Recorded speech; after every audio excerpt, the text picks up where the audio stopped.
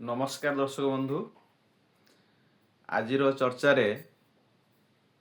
गोटे चर्चित चेहरा विषय कथा हवा जे आमे जो अर्थ उपार्जन करुचंती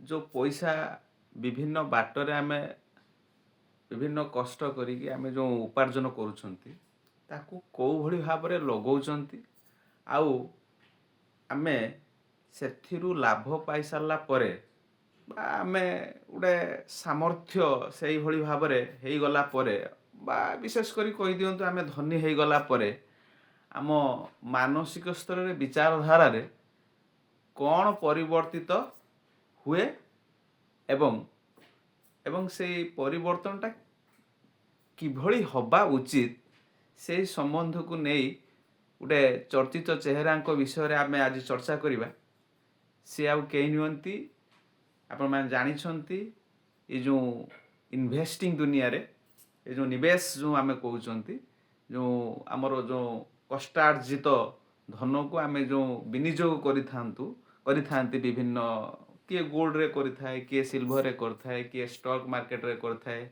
किए डिबेंचर रे करथाए किए लैंड रे करथाए किए रियल इस्टेट रे करथाए विभिन्न माध्यम आपण माने जानिचंती अछि। तो सेही जगतर जने महान महापुरुष वारेन बफेट 1930 मसीह उमा अमेरिकार गोटे सहर रे से जन्मग्रहण करथिले।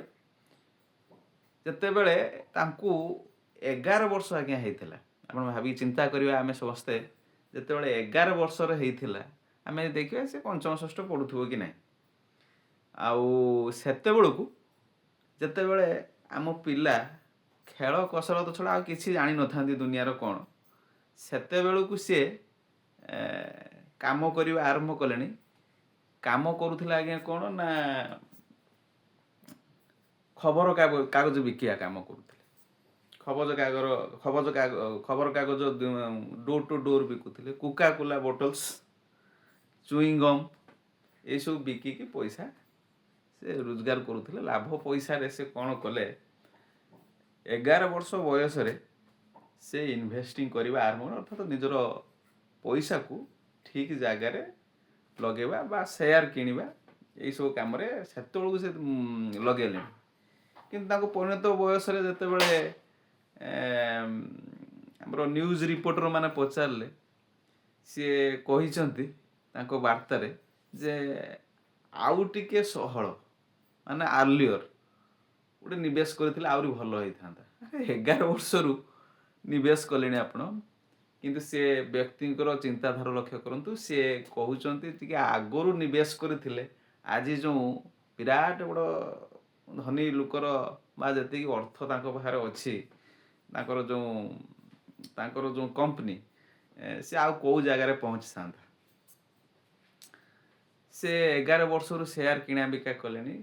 से भल स्टूडेंट मध्य थिले आप जानी वैल्यू इन्वेस्टिंग दुनिया जहाँ को गुरु बोली कह जाए बेंजामिन ग्राम तांकर से स्टूडेंट थिले से तांको पाखरु से शिखी थिले जे वैल्यू इन्वेस्टिंग कौन जे आमे जेतबेले बजार को आज्ञा जाती सेतेबेले आमे 10 जहाँ भी आमर सामग्री किनिया कथा सामान्य आलुटे किनले भी कोबीटे किनले भी आमे 10टा दुकान आज्ञा बुलंती पचारती केजी केते ना खा आपण बिकुचंती कोउटी आमको टिके सुविधार मिलियो फेयर प्राइस जोटा आमे कहते गोटे आलुर दाम जति हवा कथा सेति दाम बिकुचंती समस्ते बिकुचंती ना अधिका अन्य माने बिकुचंती बा कोउटी कम अछि से अनुसार आमे किनी थाउ जोटी जो दुकानी आमको दुकानी बंधु आमको कम दाम रे देई थांती तांको पाखरु आम समस्ते किनी थांती केमिति आम जानती 10-5टा दुकान को पचारि बुझिले तो तापरे आमे तापरे जानती जे किए कम दाम रे दोछि।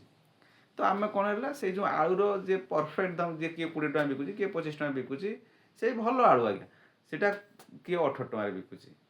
तेणु आमे जानिले जे एक्चुअली आमे देखिले आलु पई ए 18 टकाटी होछि फेयर प्राइस।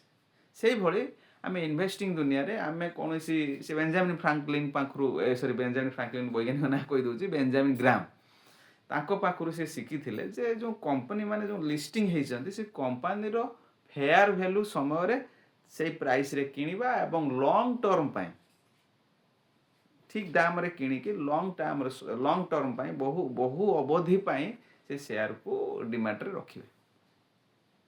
ସେଇଟା ସେ ଶିଖିଥିଲେ ଏବଂ ସେଇଟା କ୍ରିୟାନ୍ୱିତ ମଧ୍ୟ କରିଛନ୍ତି, ଯେଉଁଥିପାଇଁ ତାର ସଫଳ ମିଳିଛି। ସେ ଆଜି ପରିଣତ ବୟସରେ ସେ ଏତେ ଗୋଟେ ବିରାଟ ବଡ଼ ଅର୍ଥର ପାହାଡ଼ ଉପରେ ସେ ବସିଛନ୍ତି ଏବଂ ସେ ଧନୀ ହେଇଗଲେ।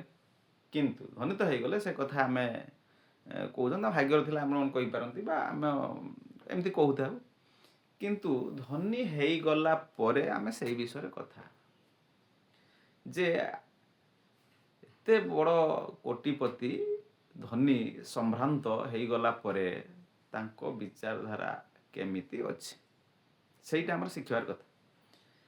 ଯେ ମାନେ ହି ସୁ ଡାଉନ୍ ଟୁ ଆର୍ଥ, ମାନେ ଯେଉଁଟା କହନ୍ତି ଡାଉନ୍ ଟୁ ଆର୍ଥ, ଯେଉଁଟା ଯେ 1965 ମସିହାରେ ଯେଉଁ ଗୋଟେ ଛୋଟ କମ୍ପାନୀ, ଯେଉଁଟା ଗୋଟେ ଟେକ୍ସଟାଇଲ କମ୍ପାନୀ ଥିଲା, ତାକୁ ବକ୍ସର ହାଥୱେ, ସେଇଟାକୁ ସେ ଷ୍ଟ୍ରଗଲିଂ କରୁଥିଲା ସେତେବେଳେ ଟେକ୍ସଟାଇଲ କମ୍ପାନୀଟା, ତାକୁ ସେ କିଣି ନେଇଥିଲେ। କିଣି ନେଇକି ସେଇଠୁ ସେ କମ୍ପାନୀ ଗୋଟେ ଇନଭେଷ୍ଟିଂ କମ୍ପାନୀ, ଯେଉଁ ଏମ୍ସି କମ୍ପାନୀ ଭଳିଆ ଆମେ କହୁଛନ୍ତି, ଆସେଟ୍ ଅଣ୍ଡର ମ୍ୟାନେଜମେଣ୍ଟ, ମାନେ ଲୋକଙ୍କ ପଇସା ନେଇକି ଲଗେଇବା, ଠିକ୍ ବାଟରେ କରି କାମରେ, ମାନେ ଠିକ୍ ସେୟାର କିଣା ବିକା କରିବା, ଲୋକଙ୍କର ପଇସାକୁ ବଢ଼େଇବା। ସେଇଭଳିଆ ଆଜି ତାଙ୍କର ବକ୍ସର ହାଥୱେର ଗୋଟେ ସେୟାର, ଆଜ୍ଞା ଆପଣ ଜାଣିଛନ୍ତି କେତେ ସାମାନ୍ୟ ଛୋଟିଆ ସେୟାର ବୋଲି ଭାବନ୍ତୁନି, ଗୋଟିଏ ସେୟାର ମୂଲ୍ୟ ହେଉଛି ତାର $7,48,000 କି ସମଥିଙ୍ଗ $7,49,000 US ଡଲାର ଗୋଟିଏ ସେୟାର। ତ କେତେ ବଡ଼ କମ୍ପାନୀ ତାହେଲେ ହେଇନଥିବ, ତାଙ୍କର ମାର୍କେଟ ଭ୍ୟାଲ୍ୟୁ ହିସାବରେ ତାଙ୍କ କେତେ କମ୍ପାନୀ ହେଇନଥିବ। ଦେଖନ୍ତୁ ସେ ଆଜି ବି 1958ରେ ଯେଉଁ ଗୋଟେ ପୁରୁଣା ଘର ଥିଲା ତାଙ୍କର, ସେଇ ପୁରୁଣା ଘରରେ ତାଙ୍କର ଫ୍ୟାମିଲି ସହିତ 50 ବର୍ଷ ହେଲା ସେ ରହି ଆସୁଛନ୍ତି। ନୂଆ ଘର ସେ ଚାହିଁଥିଲେ, କେତେ ପ୍ରକାର ସେ ଯେଉଁ ଆଣ୍ଟେଲିଆ ନା କ'ଣ, ଯେଉଁ ମୁକେଶ ଆମ୍ବାନୀ କରି ସେଇଭଳିଆ କେତେଟା ସେ କରିପାରିଥାନ୍ତି। ସେ ସେଇ ପୁରୁଣା ଘରେ ରହୁଛନ୍ତି, ସାଧାରଣ କାରଟେ ଡ୍ରାଇଭ୍ କରୁଛନ୍ତି, ଡ୍ରାଇଭର ଆଜ୍ଞା ରଖିନାହାନ୍ତି। କେତେ ଡ୍ରାଇଭର କେତେ କାର କିଣି ପାରିଥାନ୍ତେ, ସେଇ ପୁରୁଣା କାରକୁ ନିଜେ ଡ୍ରାଇଭ୍ କରୁଛନ୍ତି ଏ ବୟସରେ ବି। କେତେ ସିମ୍ପ୍ଲିସିଟି ଏବଂ ଡାଉନ୍ ଟୁ ଆର୍ଥ ଦେଖନ୍ତୁ, ପଇସାର ମୋହ ନାହିଁ। ଏମାନେ ଭାବନ୍ତି ଯେ କଞ୍ଜୁସ ବୋଲି, ପଇସା କଞ୍ଜୁସ ଅଛି, କଞ୍ଜୁସଗିରି କରୁଛନ୍ତି, ପଇସା ଖର୍ଚ୍ଚ କରୁନାହାନ୍ତି। ନା, କ'ଣ ସେ ଆଜି ବି ମଧ୍ୟ ସେ ମାନେ ସେଇ ପୁରୁଣା କାର, ସେଇ ନିଜେ ଡ୍ରାଇଭିଂ କରିବା, ସିମ୍ପଲ୍ ଲିଭିଂ, ହାଇ ଥିଙ୍କିଂ, ଏଇଭଳି ତାଙ୍କର ଜୀବନ ଚର୍ଯ୍ୟା ଜାରି ରଖିଛନ୍ତି। ମାନେ ଏତେ ସିମ୍ପ୍ଲିସିଟିରେ ସେ ରହନ୍ତି। ଆଉ ଆପଣମାନେ ଦେଖିବେ 2025ରେ $6 ବିଲିୟନ ସେ ଚେରିଟିରେ ଡୋନେଟ୍ କରିଛନ୍ତି। ହେଲ୍ଥ, ଏଜୁକେସନ୍, କମ୍ୟୁନିଟି ଡେଭଲପମେଣ୍ଟ, ହେଉଛି ଆପଣଙ୍କର ଯେଉଁ କେଉଁଟା ଏଇଟା ନା, ଏଇଭଳିଆ କାମରେ ଚେରିଟେବୁଲ ଇନଷ୍ଟିଚ୍ୟୁସନ୍ ସେ ସବୁକୁ ଦାନ କରିଛନ୍ତି। ତାଙ୍କର ଟୋଟାଲ ଯଦି ଆମେ ଦେଖିବା ଡୋନେସନ୍ $60 ବିଲିୟନ, 10⁻90 ଆପଣ ଜାଣିଛନ୍ତି। ତ ଏତିକି ସେ ଦେଇଛନ୍ତି ଏବଂ ସେ ପ୍ରେସ୍ କନଫରେନ୍ସ କରି କହିଛନ୍ତି ତାଙ୍କ ଯିବା ପୂର୍ବରୁ ସେ ତାଙ୍କ ୱେଲ୍ଥର, ତାଙ୍କ କମ୍ପାନୀ ଯେଉଁ ବକ୍ସର ହାଥୱେର 99% ସେ ଏଇସବୁ ସଂସ୍ଥାକୁ health, education, women empowerment, community development, charitable institution, ଏଇସବୁ ସଂସ୍ଥାକୁ ସେ ଦାନ କରିକି ଯିବେ। ଯେମିତି ବିଶେଷ କରି ଆମେ ଜାଣିଛନ୍ତି ଆମ ଇଣ୍ଡିଆ ରେସ୍ପେକ୍ଟରେ ଟାଟା, ରତନ ଟାଟା ଯେମିତି ଭଳିଆ ଲୋକ, ସେଇଭଳିଆ ଟାଇପ୍ର ଲୋକ।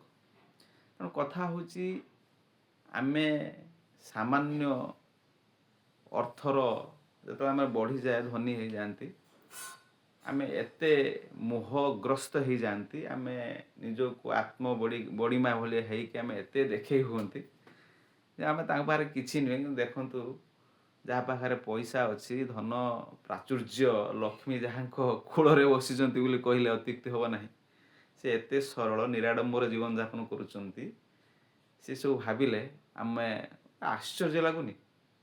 ତେଣୁ ଏଠି ମାନେ ଧନୀ ହେବା ପାଇଁ କିଭଳି ଭାବରେ ମାନେ ପେସେନ୍ସ ଦରକାର, କିଭଳି ଭାବରେ ରାଇଟ୍ ଆପ୍ରୋଚ୍ ଦରକାର, ମନିର, ୱେଲ୍ଥର କେମିତି ପ୍ରପର ଇନଭେଷ୍ଟମେଣ୍ଟ ଦରକାର, ଏସବୁ ତାଙ୍କ ପାଖରୁ କିଏ ଶିଖିବ? ନିଶ୍ଚିତ ଭାବରେ।